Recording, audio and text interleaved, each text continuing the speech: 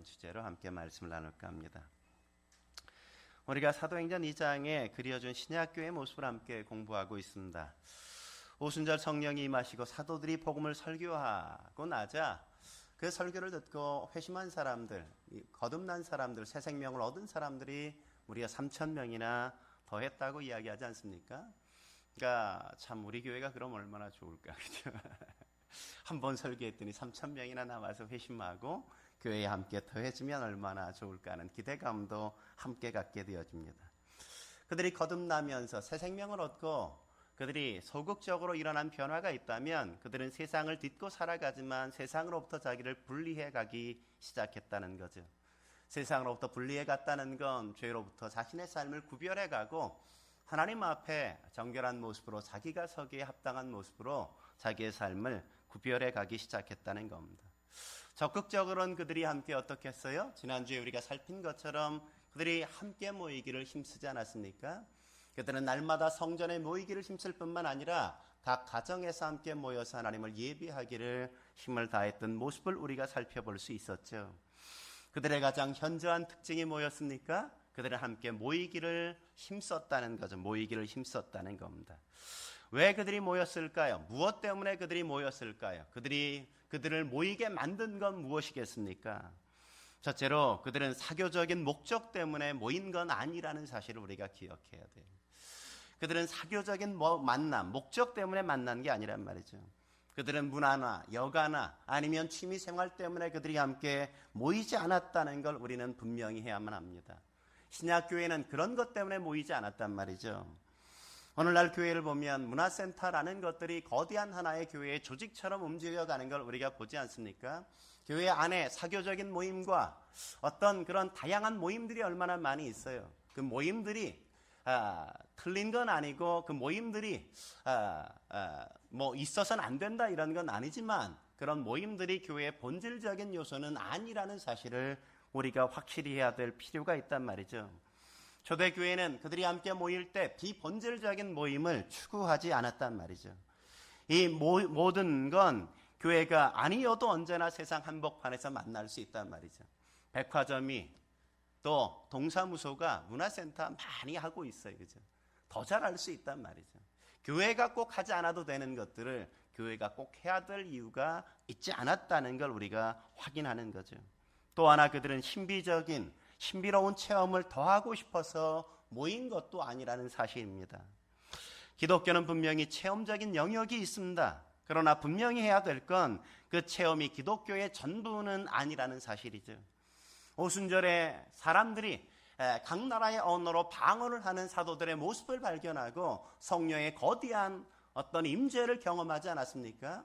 그들이 체험한 건 심오하고 놀라운 것이었습니다. 그들이 이전에 경험해 보지 못했던 놀라운 성령의 임재를 그들이 함께 경험한 건 분명한 것이에요. 그러나 그 심오한 경험 때문에, 신비로운 체험 때문에 그들이 함께 모여서 함께 예배하지 않았단 말이죠. 신약교회가 함께 날마다 성전에 모이고 함께 모여서 하나님을 예배하기를 힘썼던 이유는 우리가 더 올바르게 말한다면 오순절에 이들이 예수 그리스도의 복음을 듣게 되어지고 그들이 예수님을 만나고 놀라운 감격 때문에 그들이 함께 모였다는 사실을 우리는 분명히 해야만 합니다. 그들이 모이게 만들고 진정 갈망하게 만든 건 말씀에 대한 갈급함 때문이요, 말씀에 대한 끌림 때문이었다고 오늘 본문이 가장 먼저 이야기해 주죠. 오늘 본문에 확인할 수 있는 게 뭐예요? 그들이 진정으로 모이기를 힘쓸 수밖에 없었던 이유는 하나님의 말씀에 대한 사모함, 영적인 것에 대한 관심이 그들을 모이게 만들었고 하나님이 사랑이신 것처럼 더불어 함께 사랑을 나누는 것을 위하여 그들이 함께 모였다는 걸 42절부터 47절에서 우리가 확인할 수 있는 거죠. 하나님의 사랑을 함께 더불어 나누고 함께 그 사랑을 확인하고 하나님의 말씀 앞에 함께 서서 그들이 함께 하나님의 말씀을 더 많이 배워가는 것들이 그들이 모여야 될 이유요, 그들의 목마름이었습니다.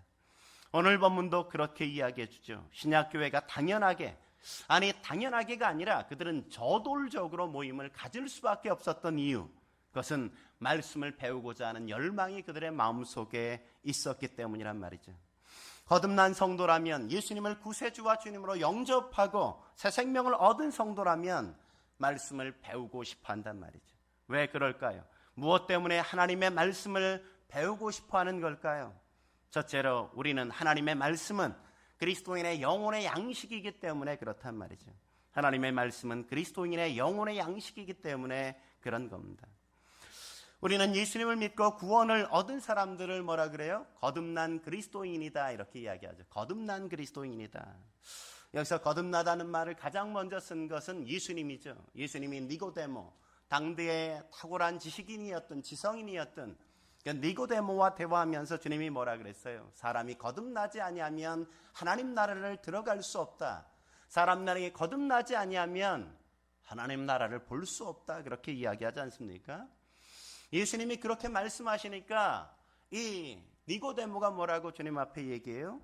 사람이 늙었는데 어떻게 다시금 어머니 뱃속에 들어갔다 나오는 게 어찌 가능합니까? 이렇게 얘기하잖아요. 그죠?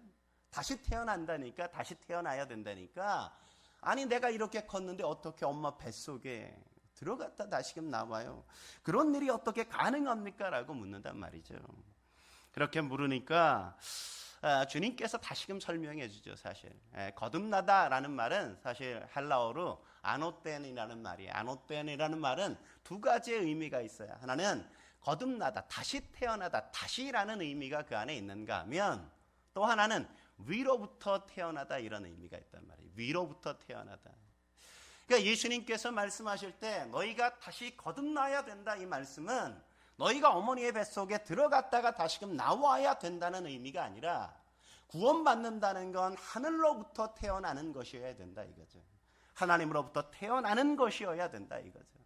거듭난, 그래서 하늘로부터 태어난 사람들, 그들이 하나님 나라를 볼 수 있고 하나님 나라에 들어갈 수 있다고 이야기하는 것 아니겠습니까?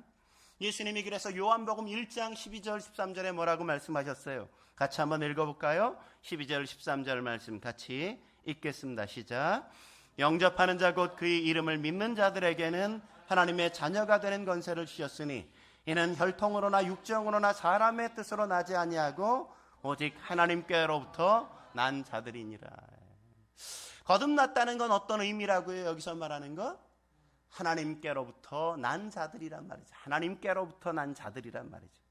하늘로부터 났다, 하나님께로부터 난 자들이다. 이게 바로 거듭남이고, 이게 바로 새 생명을 얻은 것이요, 이게 바로 하나님의 자녀가 됐다고 말하는 그 이유 아니겠습니까?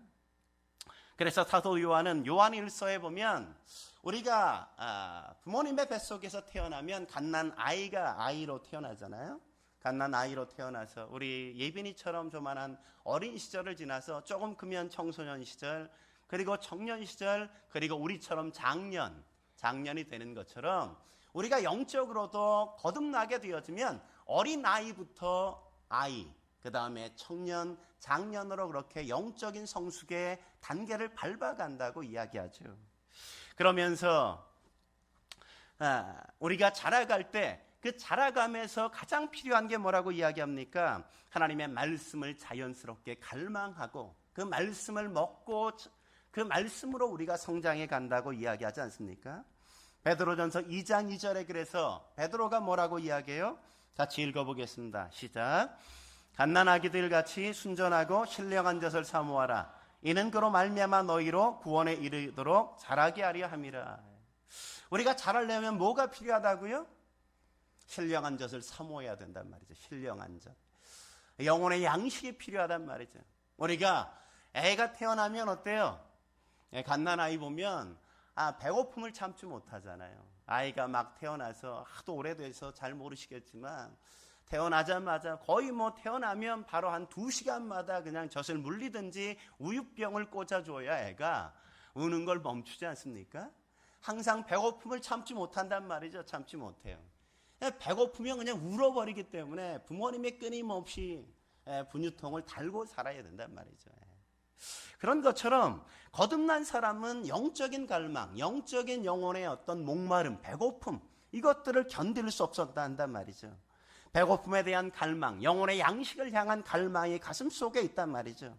오늘 본문의 신약교회 성도들도 마치 배고파서 그냥 하루라는 것들을 다 채우기가, 하루라는 것들을 보내는 게 너무나도 길게 느껴져서 그들은 언제나 그렇게 성전에 모이기를 힘쓰고 각 가정에서 모여서 그들의 삶의 터전 앞에 모여있는 성도들과 더불어 함께 말씀을 나누기 위해서 끊임없이 모였다고 이야기하는 것 아니겠습니까?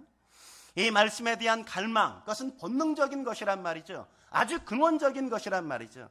이건 하나님의 자녀들에겐 아주 자연스러운 현상이란 말이죠. 그러기에 진리에 대한 갈망이 없으면 그 사람은 그리스도인이 아닐 가능성도 있는 겁니다. 그건 불가능하단 말이죠. 목마름이 없다, 배고픔을 느끼지 못한다, 그것은 불가능한 거란 말이죠. 그렇기에 그 말씀에 대한 정상적인 갈망, 젖을 사모하는 마음이 우리의 마음속에 있는 겁니다. 하나님의 말씀에 대한 욕망이 우리의 가슴 속에 있죠. 다윗이 뭐라고 고백합니까? 시편 63편 1절에 이렇게 고백하잖아요. 내 영혼이 주를 갈망하여 내 육체가 주를 앙모하나이다.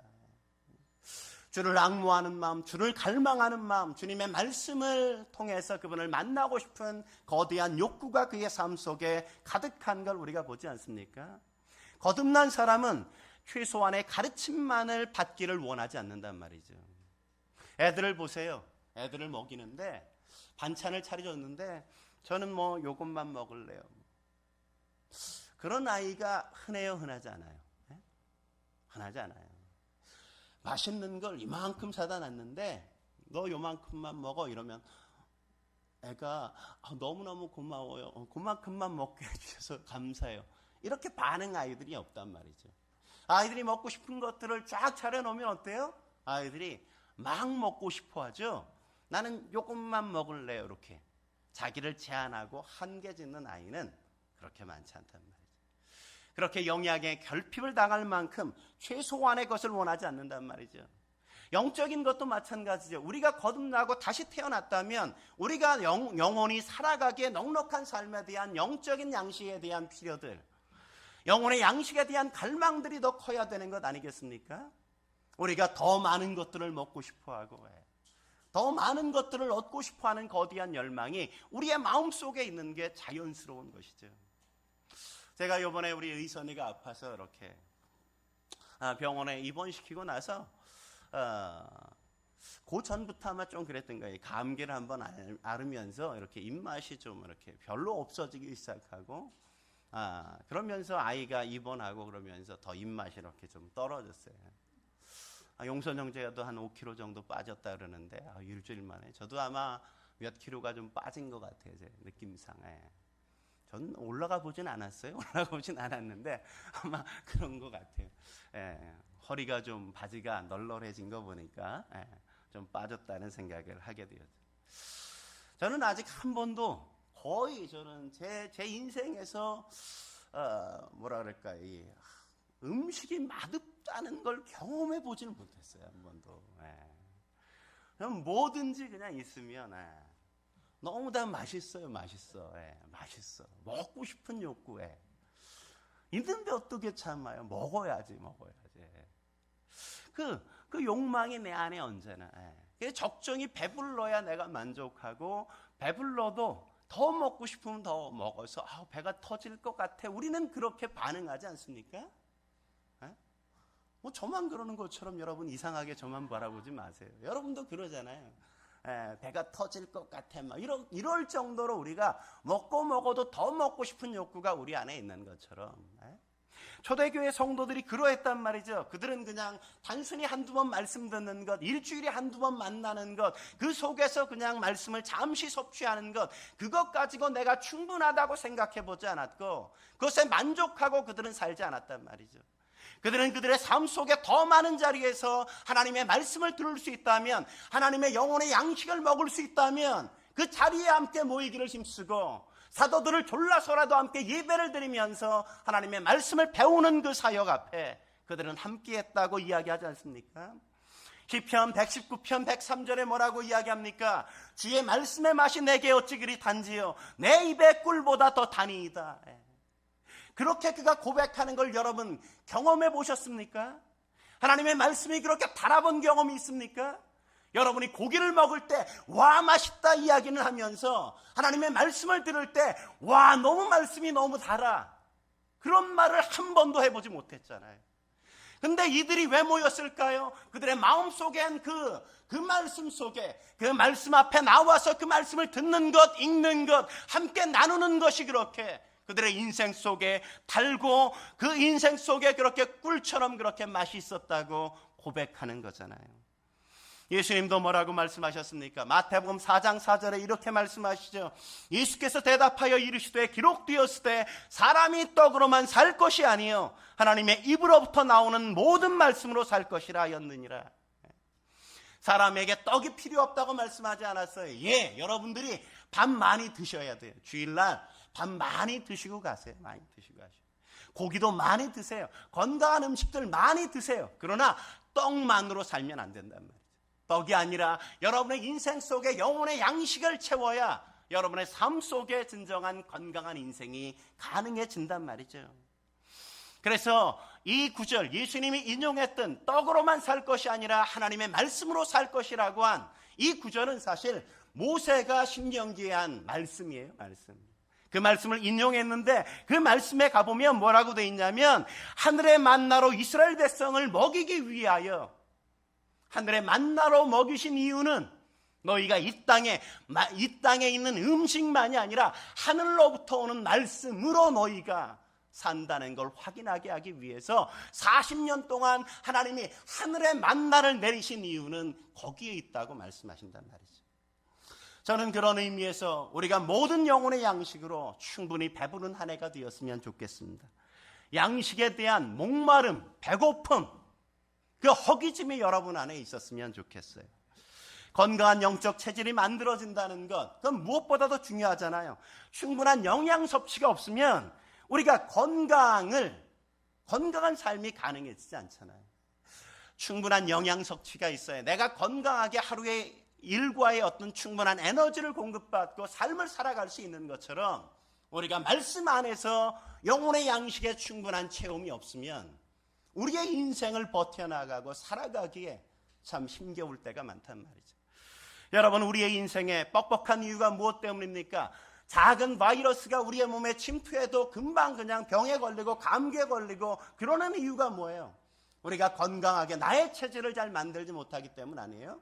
편식하고 잘 먹지 않고 이런 아이들이 대부분 다 병에 약한 것처럼 우리의 영혼도 작은 문제가 일어나고 별 볼 일 아닌 것 가지고 내 마음에 갈등이 들고 시험이 찾아오고 별것 아닌 것 때문에 내가 쉽게 분노하고 화를 내고 사람들에 대해서 긍정적이고 좋은 이야기가 아니라 내 안에서 부정적인 이야기가 내 앞에서 끊임없이 나오는 이유는 그 사람이 나에게 무엇을 잘못했다기보다 내 안에서 내 스스로 내 영혼 속에 하나님으로 만족하지 못하는 삶에 불만족이 있기 때문이고 내 영혼에 어떤 충분한 에너지가 내 안에 채워지지 않았기 때문이란 말이죠.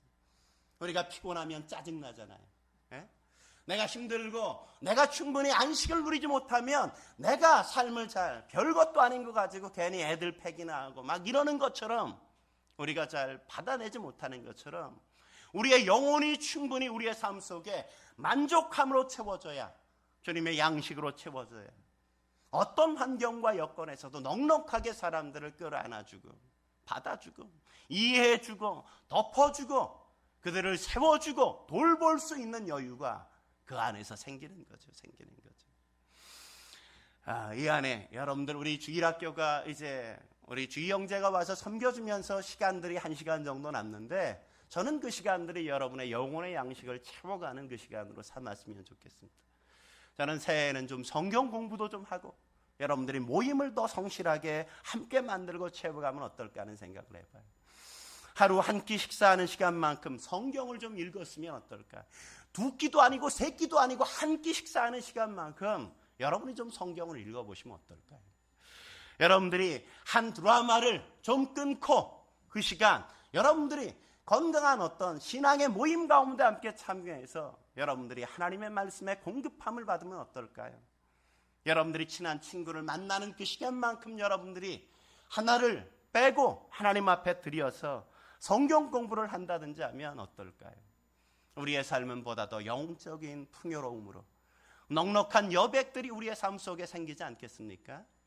영혼의 양식에 목마르면, 가난하면, 배고플면 우리는 언제나 우리의 삶을 살아가기에 퍽퍽함이 나올 수밖에 없단 말이죠. 내가 먼저 영혼의 양식으로 충만해야만 합니다. 한 걸음 더 나아가서 우리가 무엇 때문에 하나님의 말씀을 배워야 하는 걸까요? 두 번째, 하나님의 말씀에 무지했었다는 사실을 깨달았기 때문이죠. 하나님의 말씀에 무지했었다는 사실을 깨달았기 때문에 그렇단 말이죠. 여기서 확인해야 될 사실 한 가지가 있어요. 이들은 사실 하나님의 말씀에 무지했다고 이야기하지만 사실은 이들이 성경에 무지한 건 아니었습니다. 그들이 성경을 배우지 않지 않았어요. 그들은, 유대인들은 매일 성경을 익혔고 모세 율법을 날마다 배웠단 말이죠. 그들이 날마다 배웠음에도 불구하고 결정적으로 중요한 게 뭐예요? 그들의 실수가 구약이 그토록 예언해왔던 메시아, 이 땅을 구원해 줄, 이 땅의 죄 문제를 해결해 줄 구세주여 주님이신 메시아에 대해서 그분이 오셨음에도 불구하고 그들을 알아보지 못했다는 거죠. 메시아가 오셨는데 예수님을 보면서도 그들이 뭐라 그래요? 이 사람이 누구냐? 나사렛 목수의 아들이 아니냐? 그런데 목수의 아들 주제에 감히 하나님의 아들이라니, 웃기는 소리 하지 마, 이러면서 예수님을 배척하지 않았습니까? 예수님을 싫어했죠. 죽음에 이르는 병에서 구원해 주실 메시아가 이 땅에 오셨음에도 불구하고 그들은 그분을 알아보지 못했단 말이죠. 그들이 뭐라 그랬어요? 십자가에 못 박으라고 그들은 외치지 않습니까? 인류를 구원하실 그 메시아를 십자가에 못 박으라고 외쳤던 그들. 그러나 성경에 보면 오순절에 성령이 임하시고 그들의 눈이 열리자 메시아이신 예수님을 알아보게 되어지고, 우리가 못 박은 그 메시아 예수가 바로 우리를 구원할 메시아이시라는 사실을 알게 되어지면서 그들은 어찌할꼬 통회하고 회개하지 않습니까? 그들은 그렇게 돌이켰단 말이죠. 그들이 인간이 지을 수 있는 가장 거대한 죄, 피조물이 창조주를 죽이는 거대한 범죄를 저질렀다는 것 때문에 그들은 가슴 아파하고 어찌할꼬 통회하고 그들은 회개한단 말이죠. 그들은 비로소 그들의 무지함을 깨닫기 시작한 거죠. 무지함. 우리가 배웠지만 제대로 배우지 못했다는 것. 우리가 그럴 때가 있잖아요. 늘 우리 진선이를 이렇게 얘기해서 진선이한테 늘 미안한 마음이 드는데, 우리 진선이가 어렸을 때부터 모르는 게 없었어요. 뭔 얘기를 하면 진선이가 다 아는 것처럼 막 이렇게 얘기를 할 때가 있었단 말이죠. 초등학교 때부터 자신감이 막. 근데 대부분 보면 같지 않은 이야기들이 참 많단 말이죠. 우리가 안다고 생각하는 것 가운데 많은 부분이 그럴 수 있단 말이에요. 안다고 생각하는 것 가운데 우리가 참으로 아는 게 아니라 멋모르게 아는 것, 수박 겉핥기 정도로 아는 것 정도에서 우리가 머물 때가 얼마나 많이 있습니까? 우리가 성경을 아는 것 같지만 성경을 정말 얼마나 아나요? 예수님이 마태복음 18장 3절에 뭐라 그러세요? 너희가 돌이켜 어린아이들과 같이 되지 않으면 결단코 천국에 들어가지 못하리라, 그렇게 말씀하시죠. 제가 재영이와 함께 시간을 보내면서 늘 확인하는 게 뭔지 아세요? 제가 재영이한테 뭐에 대해서 이렇게 설명해 주면 재영이가 뭐라 그러는지 아세요? 그래? 이렇게 저한테 물어요. 그래? 비로소 알았다는 거죠. 알았다는 거예요. 재영이는 그게 아니에요. 에이, 할아버지는 별소리를 막 이렇게 얘기하지 않아요. 그래? 이 말은 긍정적으로 받아들이고 알았다고 해. 그러면서 알겠다고, 이제 그렇게 알았다고 이렇게 얘기하는 표현을 늘 한단 말이죠.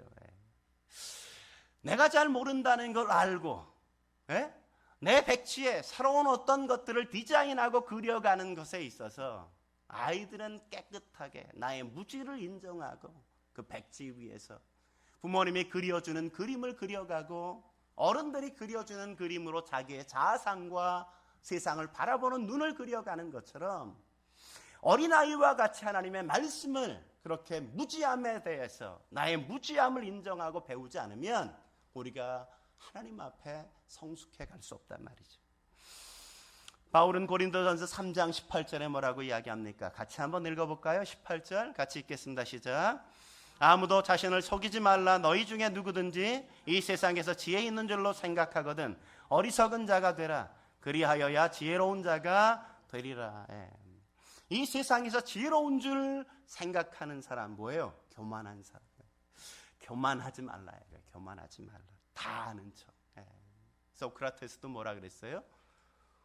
네 꼬라지를 알라 이렇게 얘기했잖아요. 그죠?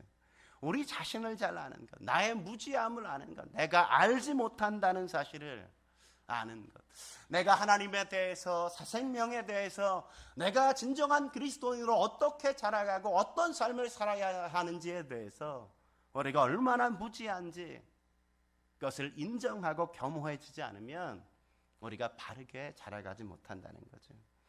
아모스 선지자도 아모스서 8장 11절에 뭐라고 이야기합니까? 같이 한번 읽겠습니다. 시작. 주 여호와의 말씀이니라. 보라, 날이 이를지라 내가 기근을 땅에 보내리니 양식이 없어지림이 아니며 물이 없어 가람이 아니요 여호와의 말씀을 듣지 못한 기갈이라. 우리는 내 삶이 퍽퍽해지고 내 삶이 메말라진 것, 내 인생의 어떤 재미와 흥미, 어떤 삶의 윤활유가 없는 것에 대해서 내가 먹을 게 없어서, 내가 쓸 게 없어서, 내가 물질적으로 뭔가 없어서 라고만 우리가 생각할 때가 얼마나 많이 있어요. 물론 우리가 좀 넉넉하게 쓰면 더 나을 수도 있죠. 그러나 우리가 꼭 그게 없어서일까요? 우리의 인생이 이렇게 퍽퍽해지는 이유가 그것만은 아니란 말이죠. 그것만.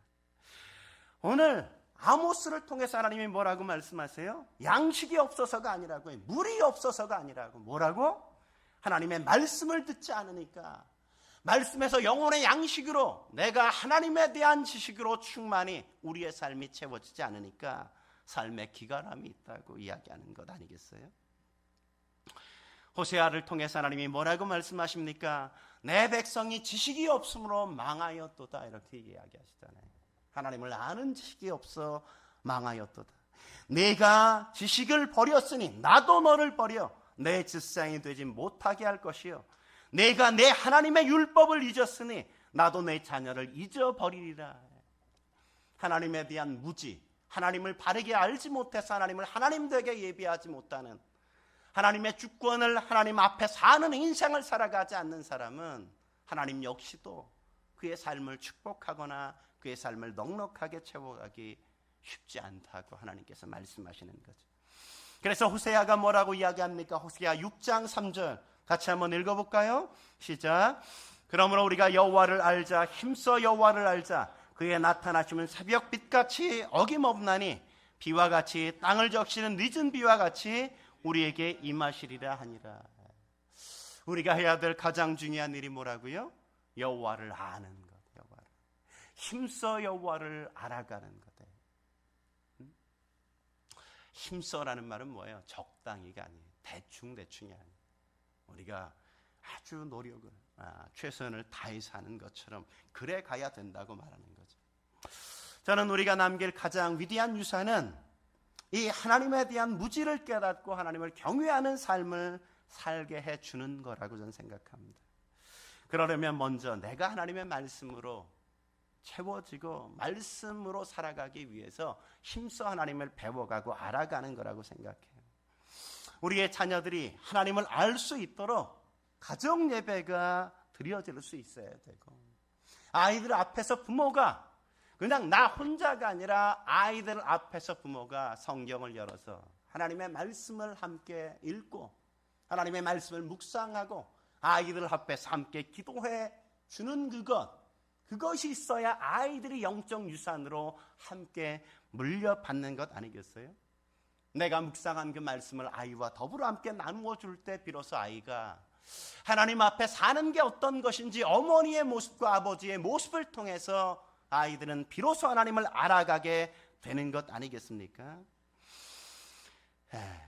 부모가 삶에 다양한 문제가 일어날 때, 삶의 어려움과 위기를 경험할 때, 가정에 어려움이 찾아올 때, 내가 죄를 지었을 때 그 문제를 어떻게 극복해가고 하나님 앞에서 해결해 가는가를 아이가 보아야 자신이 하나님으로부터 멀리 떨어져 있어서 죄를 범할 때 그 아이도 아버지처럼 회개하고 돌이킬 줄 알게 되어지고, 아이가 어려운 문제를 만났을 때 아버지처럼 하나님 앞에 의뢰할 수 있는 것 아니겠어요?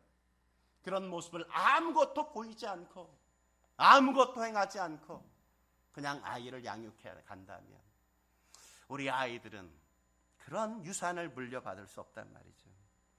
제가 가장 여러분의 자녀를 걱정하는 것 가운데 하나는 아이들이 좋은 어린이집이나 유치원을 못 가는 것, 그것을 저는 걱정하지 않습니다. 저는 여러분이 아이들에게 더 좋은 학원을 보내거나 더 좋은 선생님을 만나게 되어야 된다는 생각들, 그것 때문에 염려하지 않아요. 저는 여러분이 부모로서 하나님 앞에서 살아가는 진정한 그리스도인의 모습들, 진지한 그리스도인의 삶을 아이들에게 보여주지 못하고 가정과 교회에서 이중인격적인 모습처럼 살아가는 모습을 아이들에게 보여주고 또 아이들도 여전히 그 모습을 답습해가는 신앙인이 되어갈까 봐 그게 저는 가장 두렵단 말이죠. 두려워요. 내가 아이들의 신앙에 있어 교사가 아니라 내가 아이의 신앙교육의 주체라는 사실을 잃어버리지 말아야만 합니다. 내가 어떻게 아이를 바르게 교육해 가야 될지, 그것은 삶으로 나의 인생 속에 아이 앞에 보여줘야 하는 가장 거룩한 소명의 자리, 사명의 자리인 겁니다. 마지막으로 우리가 무엇 때문에 하나님의 말씀을 배워야 하는 걸까요? 세 번째, 하나님의 말씀을 배워서 사람들을 도와줄 수 있기 때문이란 말이죠. 하나님의 말씀을 배워야 사람들을 도와줄 수 있기 때문이란 말이죠. 신약교회 구성원들 아주 평범한 사람이었습니다. 사실 어쩌면 그들은 탁월한 사람들이 거의 없었어요. 특별한 사람들이 거의 없었어요.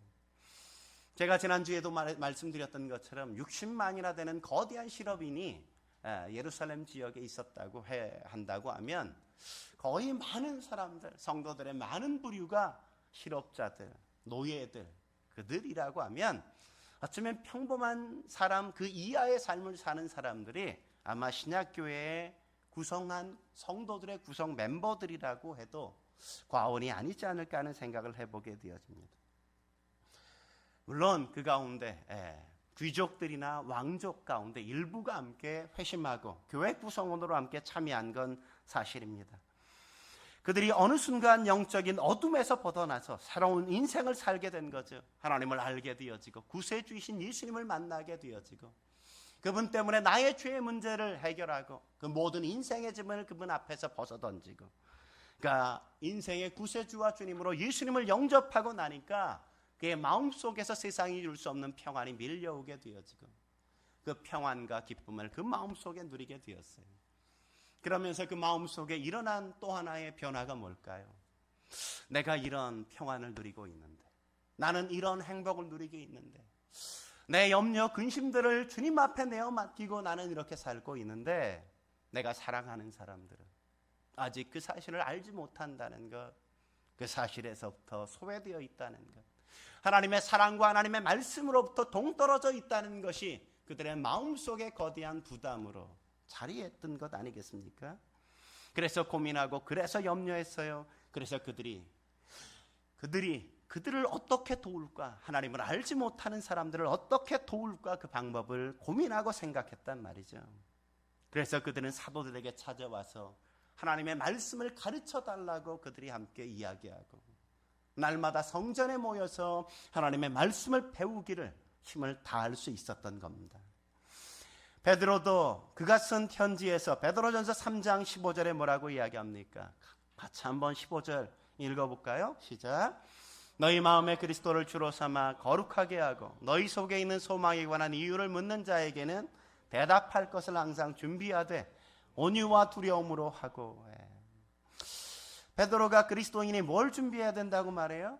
우리가 살아가면서 만나는 사람들 가운데 사람들이 야 어떻게 우리가 소망을 가질 수 있어? 너는 어쩌면 그렇게 소망 있게 살아가니? 너 내 마음속에 있는 평안의 이유는 뭐야? 그렇게 물을 때 그건 있잖아. 이러면서 우리 안에 있는 신앙의 비밀, 그 비밀을 말할 수 있도록 우리가 준비되어 있어야 한다는 것 아니겠습니까? 어떻게 그럴 수 있는지, 어떻게 그럴 수 있는지 우리가 그 사람들에게 설명해 줄 수 있어야 된단 말이죠. 제가 사역하면서 만났던 한 자매가 있어요. 그 자매가 저는 항상 잊혀지지가 않아요. 김현정이라는 자매인데 어떻게 예수 믿게 되었냐고 이렇게 물어보니까 그 자매가 청년부 때 와가지고 예수님을 이웃사랑 축제 때 와서 복음을 듣고 예수님을 믿게 되었어요. 근데 걔한테 이렇게 교제할 기회가 있어서 만나서 얘기하는데 걔가 그런 얘기예요. 제가 사실은 중학교 때부터 세영이라는 애랑 친구였는데 세영이를 늘 보면 중학교 때도 늘 보면 어쩌면 그렇게 애가 불안한 거나 뭐 이렇게 근심하는 거나 이렇게 뭐 짜증 내는 걸 한 번도 보지 못했다는 거예요. 한 번도. 중학교 때 물었다는 거예요. 아니 너는 어쩌면 그렇게 편안하냐고, 어쩌면 너는 그렇게 화 한 번 안 내고 그렇게 살 수 있냐고, 그렇게 너가 편안하게 삶을 살아가는 이유가 뭐냐고 그랬더니 세영이라는 애가 말하기를 교회 한번 와봐. 예수님 믿으면 그래 교회 한번 와. 그래서 교회를 한번 갔다는 거예요. 근데 갔는데 별로 잘 모르겠대요. 그래서 한동안 또 시간이 지났어요. 대학교를 다니는데 또 늘 봐도 한결같아. 걔가 늘 그렇게 편안한 거예요. 너무너무. 그 친구한테 다시금 또 물었더니 예수 만나야 돼. 예수를 만나야 돼. 대학부 때 또 전도 집회 때 또 데리고 왔어요. 또 예배를 드렸는데 그때도 주님을 만나지 못했어요. 그래서 또 한동안 안 오다가 몇 년 뒤에 또 청년부 때 그렇게 전도 집회를 하면서 그 친구가 왔어요. 예배 시간 내가 죄인이라는 사실을 확인하게 되어지고 그러니까 하염없이 눈물을 흘리면서 예수님을 구세주와 주님으로 영접했어요. 달라졌어요.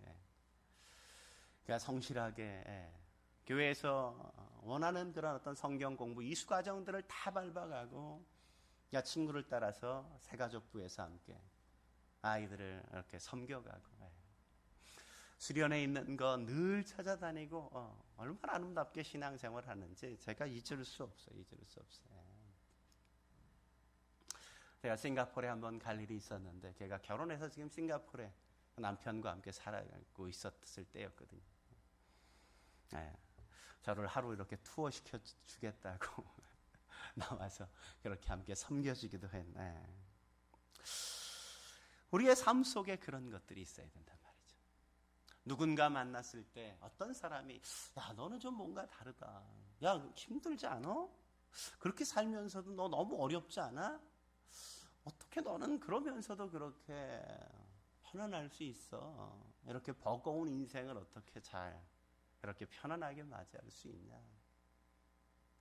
그런 얘기할 때 뭘 얘기할 수 있어야 돼요? 있잖아, 예수 믿으면. 내가 그럴 수 있는 건 내 안에 주님께서 그렇게 하시기 때문이야.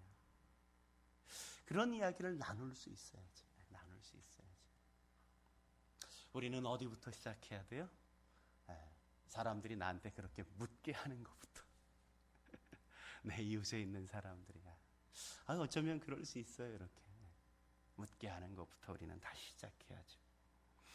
바울이 마지막 그의 인생의 마무리하면서 마지막 쓴 편지인 디모데후서 4장 2절에 뭐라고 이야기합니까? 이렇게 이야기하죠. 나는 말씀을 전파하라. 때를 얻든지 못 얻든지 항상 힘쓰라. 저는 지난주에 새년 기도카드를 여러분에게 받지 않았습니까?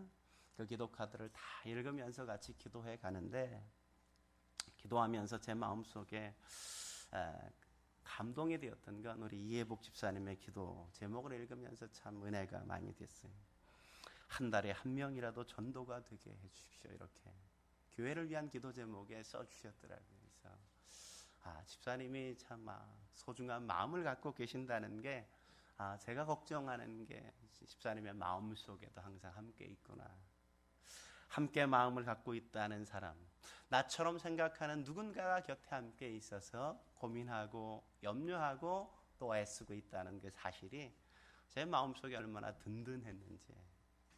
집사님을 위해서 기도하는 것도 감사하지만 집사님이 그렇게 교회를 고민하고 또 한 영혼을 구원하기 위해서 늘 신경을 쓰고 있다는 그 사실도 제겐 큰 은혜가 되었습니다.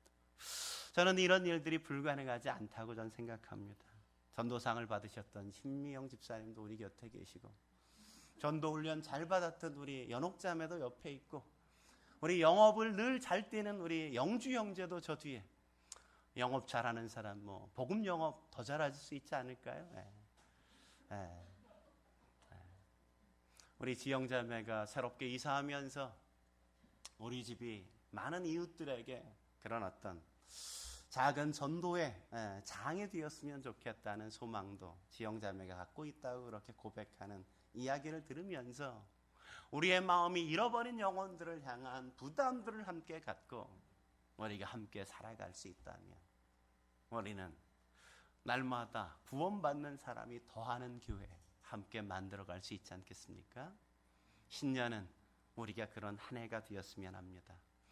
하나님의 말씀을 배워가고 그 말씀 속에서 우리의 영혼의 충만함을 경험하고 그 말씀이 나의 인생 속에 나의 삶을 통해서 하나님의 역사를 써가는 걸 함께 보는 여러분의 삶이 2017년이 되어지길 주의 이름으로 축원합니다. 함께 기도하시겠습니다.